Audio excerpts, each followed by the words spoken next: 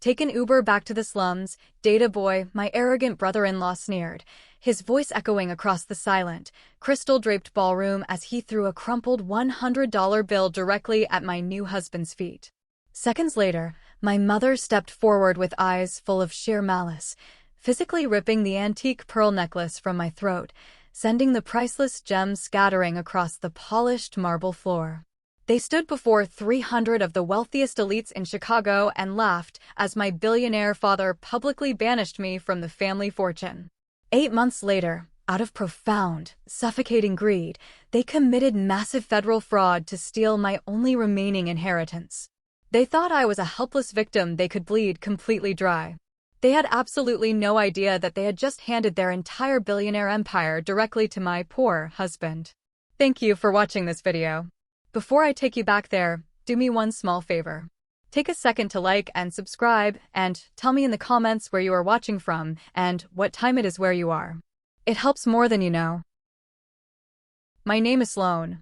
I am 34 years old, and for my entire life, I was nothing more than a highly polished corporate asset to my toxic family. I was the eldest daughter of the Vanguard Heritage real estate dynasty, a woman expected to smile perfectly, speak quietly, and marry a man who could merge billionaire portfolios. Instead, I built my own career as a senior public relations director, fixing the catastrophic scandals of the ultra-wealthy. And instead of marrying a wealthy heir, I fell completely in love with Vance. He was 35 years old, wore faded cotton shirts, drove an old sedan, and told my family he was a simple data analyst. My father, Carlton, despised him. My mother, Constance, was entirely humiliated by his presence. They spent our entire engagement trying to break us apart. When that failed, my father decided to turn my wedding day at an exclusive downtown hotel into a public execution. Just hours before I walked down the aisle, Carlton cornered us in the bridal suite and violently shoved a 50-page post-nuptial agreement into Vance's chest. It was a vile, degrading document designed to ensure Vance would be left with absolutely nothing, not even his basic dignity, if our marriage ended. I looked my father directly in his cold eyes and tore the document straight down the middle. His face flushed with an immense, terrifying rage. He waited until the absolute height of the reception to exact his revenge. He forcefully snatched the microphone from the band, silencing the massive room. He declared that because I chose a penniless nobody over the Vanguard legacy, I was completely cut out of his will, my trust fund was dissolved, and I was dead to him. After my mother violently tore the pearls from my neck and my brother-in-law Donovan tossed his pathetic charity money at us, the silence in the room was deafening. I was completely frozen. But Vance did not yell. He did not lose his temper. He simply stepped forward, placing his polished dress shoe directly over the crumpled bill, pinning it to the floor. He wrapped his strong arm around my waist, looked at my father with an icy, terrifying calm, and whispered, "We do not need a single thing from you." We walked out of those grand doors with our heads held high. We thought we had finally escaped their toxic grip. We had absolutely no idea the nightmare was only just beginning. The absolute reality of my father's ruthless vengeance hit me 2 weeks later when we returned from a modest honeymoon.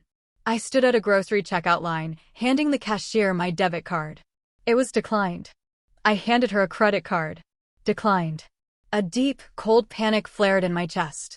I called my bank from the sidewalk, only to be informed by a nervous teller that every single account tied to my social security number was entirely frozen.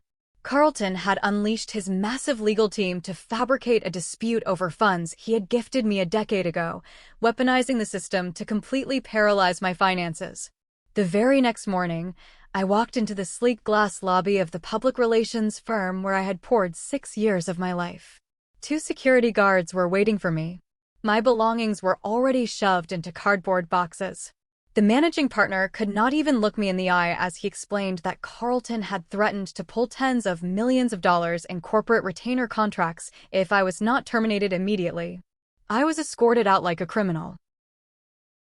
Vance and I were forced to abandon our luxury high-rise and move into a cramped, dilapidated apartment on the far edge of the city. The floors squeaked, The heating barely worked, and the smell of old bleach lingered in the narrow hallways. They expected me to completely shatter. They wanted me to crawl back to their sprawling estate on my knees and beg for mercy. I did not shed a single tear.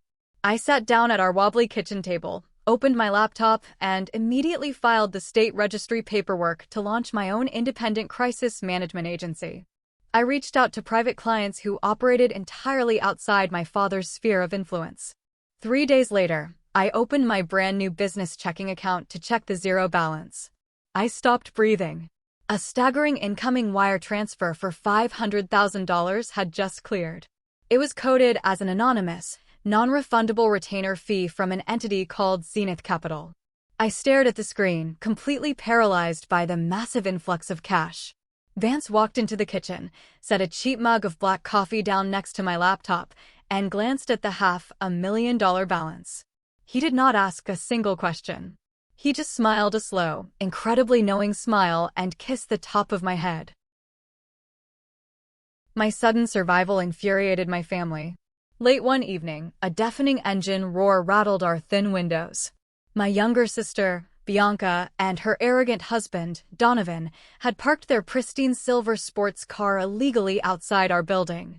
They marched up to our door, wearing custom cashmere coats, looking around our tiny home with sheer, unfiltered disgust. Bianca complained loudly about the smell of our neighbors. Donovan leaned against my cheap laminate counter, adjusting his designer watch, radiating complete arrogance.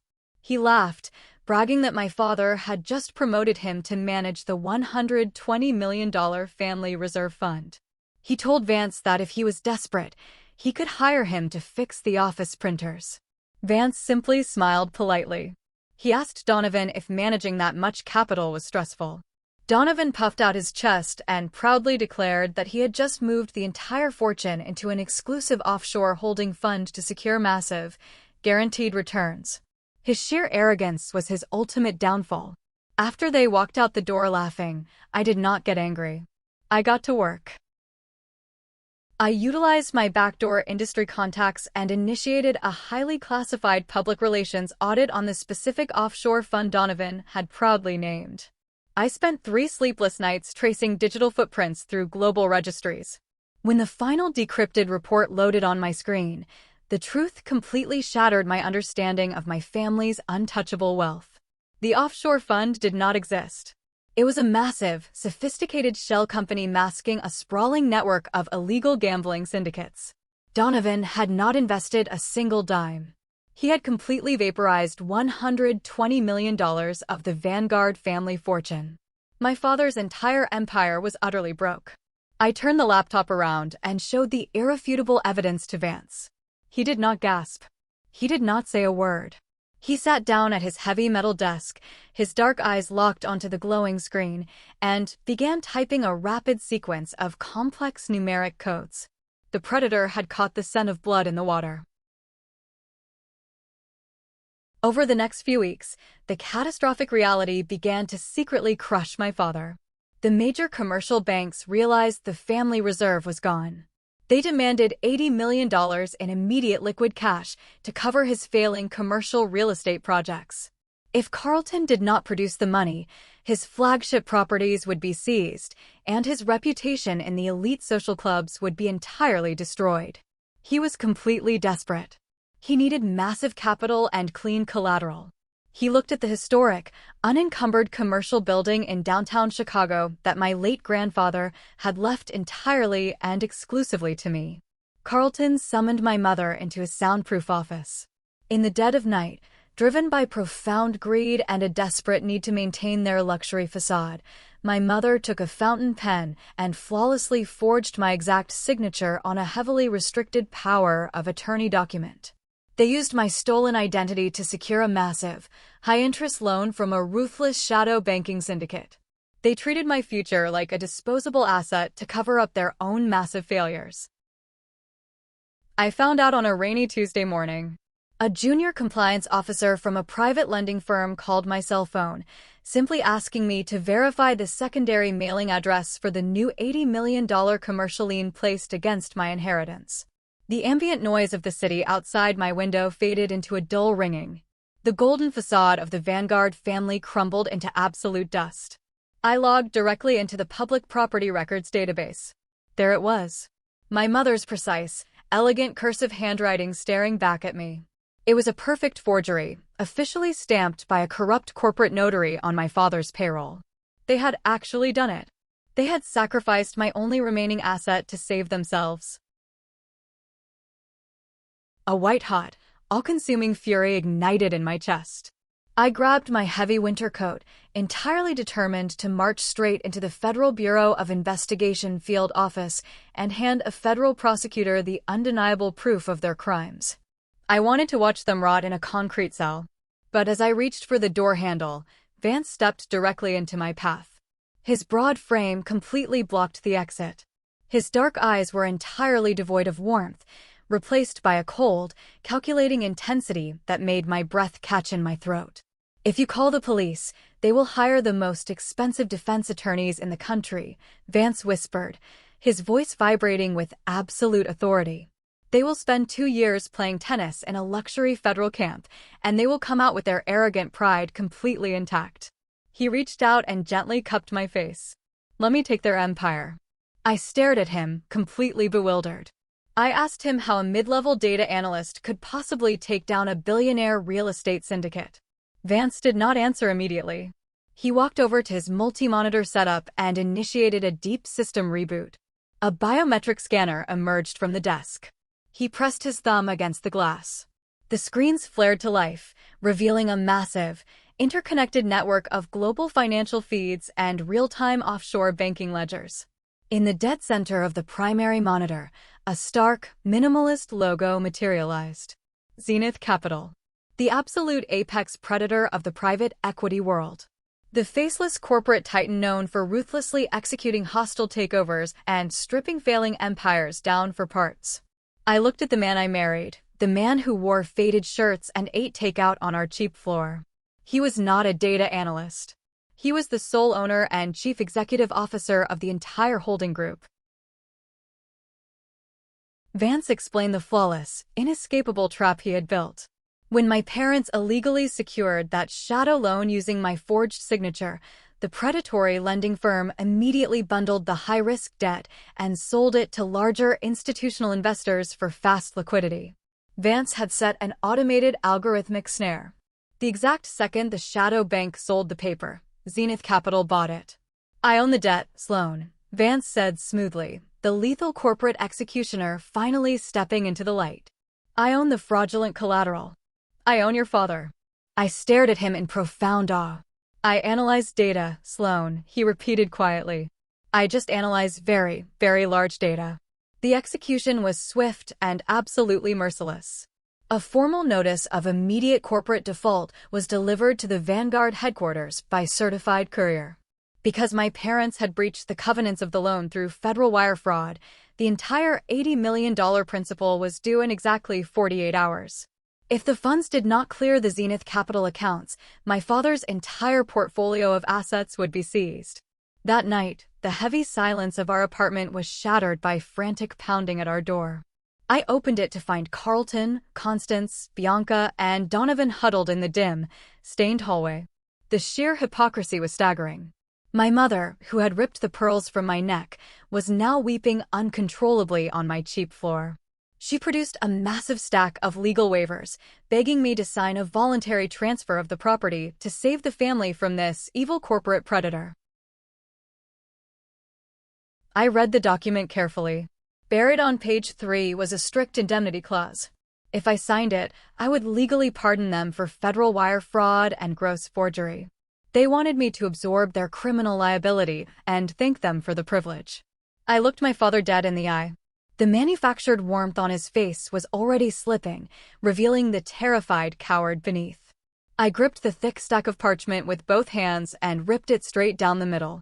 I placed the torn halves together and ripped them again, letting the shredded pieces flutter down to rest exactly at his expensive leather shoes. "You are not my family," I said, my voice entirely frozen. The mask slipped completely. Carlton erupted into a violent, terrifying rage. His face turned a deep, mottled purple as he screamed that I was a worthless traitor. He swore he would rather surrender his entire company to Zenith Capital tomorrow than ever let me see a single dime of his money. He stormed out into the night, dragging his weeping wife behind him. He had absolutely no idea his wish was about to be granted. 48 hours later, the blistering heat radiated off the concrete sidewalks as my family walked into the sprawling glass and steel skyscraper of Zenith Capital. They bypassed the lobby, riding the private express elevator up to the 60th floor. They walked into the massive penthouse boardroom wearing their most expensive tailored suits and heavy diamond jewelry. They were completely blinded by their own delusion, fully expecting to negotiate a corporate equity retention plan and demand seats on an advisory board. They strode confidently through the heavy frosted glass doors. They stopped dead in their tracks. I was sitting at the right side of the expansive mahogany table, casually sipping a cup of coffee. My father's face flooded with a dark, furious crimson. He slammed his fists onto the polished wood, his voice echoing sharply against the glass walls. "What the hell are you doing here, Sloan?" he bellowed, his sheer arrogance refusing to die. "Are you sleeping with a corporate executive to get back at me?" His utter delusion was pathetic. My mother pointed a trembling finger at the door, shrieking that I was trying to sabotage their private business affairs. Bianca wailed that I was ruining everything. Donovan was the only one who remained silent, his eyes darting frantically around the room as his survival instincts finally kicked in. I did not say a word. I simply leaned back in my chair and waited. At the far end of the boardroom, the oversized black leather executive chair was facing the floor-to-ceiling window, entirely concealing its occupant. Slowly, the smooth mechanical glide of the chair broke the chaotic noise. The chair swiveled around. The room fell into a profound, suffocating silence. Vance sat there perfectly relaxed. The faded shirts were gone. He was wearing a breathtaking, bespoke $10,000 midnight blue suit that draped flawlessly over his athletic frame. He radiated absolute, concentrated power. He looked exactly like the corporate executioner he truly was. "I believe you owe me $80 million, Carlton," Vance said softly. The psychological breakdown of the toxic family was instantaneous and absolute. My mother's fingers gave out. The heavy crystal water glass slipped from her manicured grasp and shattered violently against the black marble floor. She stared at my husband, her mouth opening and closing in sheer, silent horror. Bianca let out a ragged gasp, stumbling backward until her spine collided hard against the glass wall. Her luxurious, entitled reality was completely annihilated in a single second. Donovan physically withered, shrinking down into his leather chair, heavy drops of cold sweat rolling down his face as the terrifying truth washed over him. Carlton's legs gave out.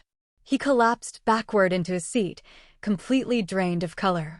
His entire empire, his untouchable billionaire pride, crumbled into absolute dust. Vance did not raise his voice. He reached into his briefcase and tossed the original forged deed of trust directly across the mahogany table.